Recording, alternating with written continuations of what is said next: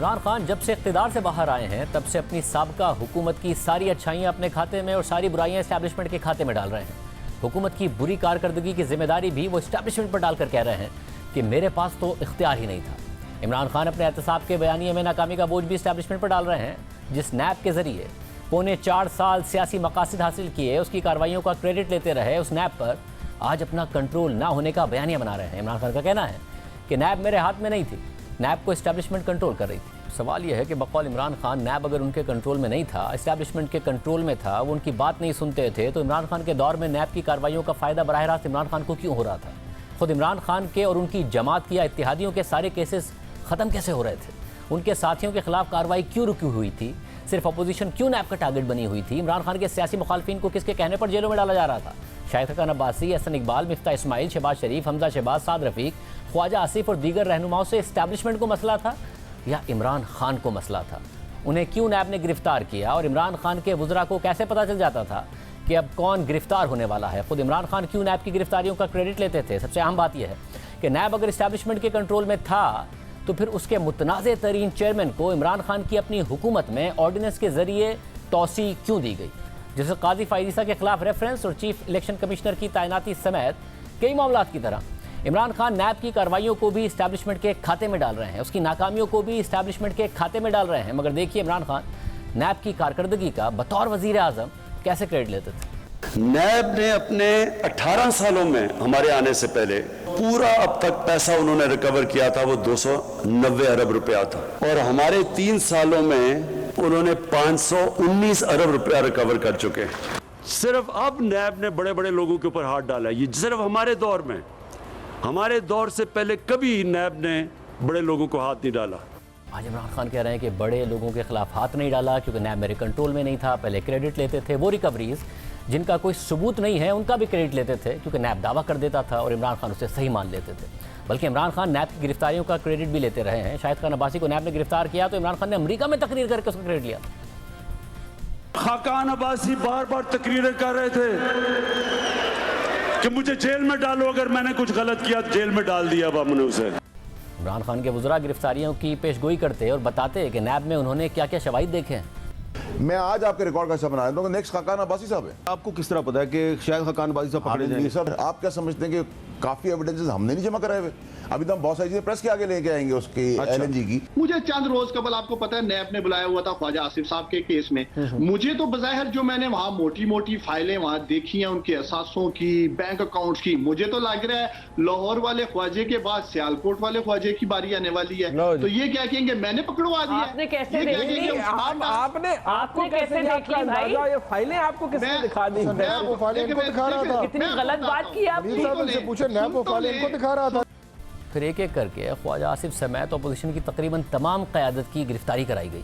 उन्हें नैब के केसेस में जेलों में डाला गया और इमरान खान क्रेडिट लेते रहे। फिर यह बात सिर्फ अपोजिशन तक महदूद नहीं रही, बल्कि हुकूमती रहनुमाओं की तरफ से जब भी हुकूमत की बुरी कारकर्दगी या महंगाई या कानून की खिलाफ वर्जियों पर बात की गई तो हुकूमत ने कार्रवाई करने के बजाय नैब के जरिए उन्हीं को धमकाना शुरू कर दिया। तकरीर जब की महंगाई के खिलाफ तो मैंने एहतसाब, मैंने भी नैब में, मुझे वो चिट मुझे बाद में पर मेरी बेटी का नाम भी था, मेरे बच्चों का नाम भी था, मेरी बहनों का नाम भी था। जब आपने तनकीद की तो आपके पीछे नैब को लगा दिया। मुझ पे नैब लगा गया था।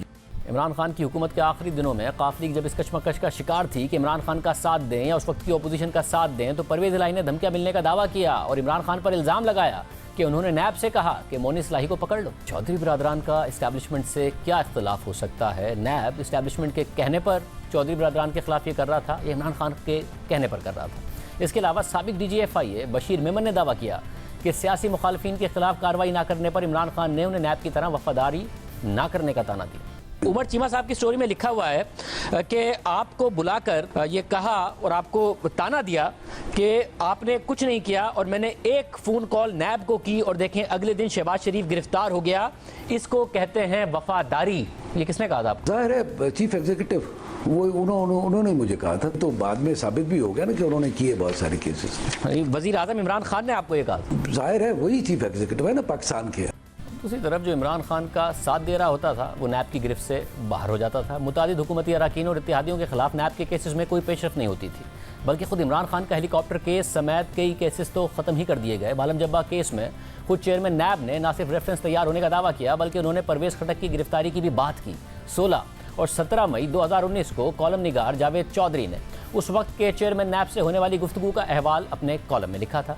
चेयरमैन नैब जावेद इकबाल ने जावेद चौधरी को बताया कि हुकूमत चाहती है कि इमरान खान का हेलीकॉप्टर केस बंद हो जाए, बाबर एवान के खिलाफ रेफरेंस पर कार्रवाई रोक दी जाए। इसके अलावा चेयरमैन नैब ने कहा कि हुकूमत चाहती है कि परवेज़ खटक के खिलाफ मालम जब्बा की गैर कानूनी लीज की इंक्वायरी रुक जाए।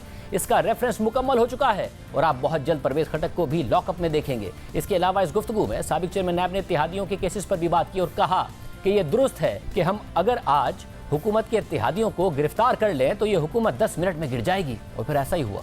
चेयरमैन नैब की तैयबा गुल को हिरासां करने की वीडियो इमरान खान के हाथ लग गई और जावेद चौधरी से चेयरमैन नैब की इस गुफ्तगू के 6 दिन बाद इमरान खान के मामले खुसूसी के चैनल पर चला दी गई और चेयरमैन नैब ब्लैकमेल होना शुरू हो गए। फिर ये तमाम केसेस एक एक करके बंद कर दिए गए या कोई पेशरफ्त ही नहीं हुई। मालम जब्बा केस की 3.5 साल तक नैब तहकीकात करता रहा और फिर गुज़िश्ता साल जुलाई में नैब ने पेशावर हाई कोर्ट के हुक्म का सहारा लेकर तहकीकात बंद कर दी, जिस पर पेशावर हाई कोर्ट को वजाहत देनी पड़ी कि हमने तो नैब को इंक्वायरी जारी रखने की हिदायत की थी, लेकिन नैब ने अदालती अहकामात को बुनियाद बनाकर मुकम्मल रेफरेंस ही ख़त्म कर दिया।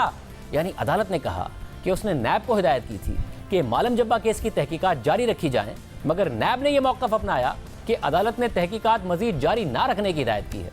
यानी कहा कुछ गया था और किया कुछ गया। तो क्या ये काम इस्टेब्लिशमेंट नैब से करा रही थी या इमरान खान ने कराया था? इसके अलावा इमरान खान की इत्तेहादी क़ाफ लीग जब नाराज़ हुई तो पहले नैब ने उनके केसेस में पेशरफ्त का ऐलान किया, मगर फिर चौधरी बरादरान के नैब के तीनों केसेस एक एक करके बंद कर दिए गए। जब इमरान खान को चौधरी बरादरान की ज़रूरत पड़ती और चौधरी बरादरान नाराज़ हो जाते तो उन्हें मनाने के लिए उनका एक केस ख़त्म हो जाता। ये सिलसिला चलता रहा। नैब पर यकतरफा एहतसाब का मुसलसल इल्ज़ाम लगता रहा। फिर एक मौके पर खुद साबिक चेयरमैन नैब जावेद इकबाल ने दावा किया कि हवाओं का रुख बदल रहा है। एहतसाब के सिलसिले में नैब का झुकाव एक तरफ है, उस बात की मैं तरदीद करता हूँ कि एक बड़ा अच्छा मिसरा है कि हवाओं का रुख बदलता है। अब हवाओं का रुख बदल रहा है। मगर इस बयान के ठीक 2 हफ्ते के बाद 9 दिसंबर 2019 को चेयरमैन नैब अपने इस बयान से पीछे हट गए। उन्होंने कहा कि गुज़िश्ता दिनों में हवाओं का रुख बदलने वाला बयान मजबूरी में दिया था। हमेशा ये कहा जाता रहा नैब का रुख तो एक तरफ है, इसलिए पिछली मरतबा मुझे मजबूरन कहना पड़ा हवाओं का रुख बदलने लगा है। लेकिन एक तरफ 30-35 साल का दौर, एक तरफ 12-14 महीने का दौर, तो मतलब आपको थोड़ी सी डिस्टिंक्शन तो करनी पड़ेगी ना। साबिक चेयरमैन नैब जावेद इकबाल जिस वीडियो की वजह से इमरान खान के हाथों इस्तेमाल हो रहे थे उसकी भी एक बड़ी दास्तान है। ये वीडियो जस्टिस जावेद इकबाल के पास शिकायत लेकर आने वाली तैयबा गुल नामी खातून की थी, जिन्हें जस्टिस जावेद इकबाल ने मुबैना तौर पर हिरासां किया, उन्हें ब्लैकमेल किया, उनके खिलाफ मुकदमात बनाए और उन्हें अपने ऑफिस बुलाते रहे। इस दौरान मुतासरा खातून ने जावेद इकबाल की हिरासानी से तंग आकर वीडियो बना ली और जावेद इकबाल को बेनकाब करने की कोशिश की और इसकी शिकायत खुद वज़ीर आज़म इमरान खान के पोर्टल पर की। मगर जब मुतासरा खातून यानी तैयबा गुल ने अपनी शिकायत वज़ीर आज़म के शिकायती पोर्टल में पहुँचाई तो बजाय इसके कि जावेद इकबाल के खिलाफ कोई कार्रवाई होती, उल्टा तैयबा गुल की वीडियो को इस्तेमाल करके जावेद इकबाल को ब्लैकमेल किया जाने लगा। इस वीडियो के जरिए इमरान खान की हुकूमत ने नैब को इस्तेमाल करके वो सब हासिल किया जिसकी तफसीलात अभी हमने आपके सामने रखी हैं। खुद तैयबा गुल ने हमारे प्रोग्राम में इमरान खान, उनके प्रिंसिपल सेक्रेटरी आजम खान और उनके मामले खुसूसी पर संगीन इल्जामात लगाए और ये भी कहा कि 45 दिन तक उन्हें वज़ीर आज़म हाउस में रखा गया। इमरान खान साहब से भी आपकी मुलाकात हुई थी, आजम खान और ताहिर खान से नहीं, इमरान खान साहब खुद वज़ीर आज़म से भी आपकी मुलाकात हुई थी? जी बिल्कुल। क्या कहा था उन्होंने? वज़ीर आज़म हाउस में उनके ऑफिस में मुलाकात हुई और क्या कहा उन्होंने? जी पीएम ऑफिस गई थी मैं, वहाँ पे उन्होंने आजम खान साहब थे, ताहिर खान साहब थे और 2-3 लोग थे, मुझे सबका नाम नहीं पता था। वहाँ पे ये मिले मुझे, उन्होंने मुझे ये कहा कि आप परेशान ना हो, आप मदीने की रियासत में हैं और यहाँ पे सबको इंसाफ मिलेगा। मैं आपकी इन्वेस्टिगेशन में स्टार्ट करवा रहा हूँ, इंक्वायरी कमेटी बिठा रहा हूँ, ये कर रहा हूँ, वो कर रहा हूँ। और बारहा यकीन दहानी के बाद ये हुआ कि मेरी वीडियोस का फ़ायदा इन्होंने उठाया, अपोजिशन को ब्लैकमेल किया या जैसे भी इन्होंने अपने केसेस बंद करवाए, वो सब आपके सामने है। हद तो यह है कि इस पूरे तनाज़े के बावजूद जब गुज़िश्ता साल तारीख के मुतनाज़े तरीन चेयरमैन नैब जावेद इकबाल की रिटायरमेंट का वक्त आया तो इमरान खान सदर आरिफ अलवी के ज़रिए सदारती ऑर्डिनेंस ले आए और उन्हें तौसी दिलवा दी। तो सवाल यह है क्या ये भी इस्टेब्लिशमेंट के कहने पर हुआ था? और अगर इमरान खान कठपुतली की तरह ये सब इस्टेब्लिशमेंट के कहने पर कर रहे थे तो एहतसाब की नाकामी का जिम्मेदार कौन है, इमरान खान या इस्टेब्लिशमेंट?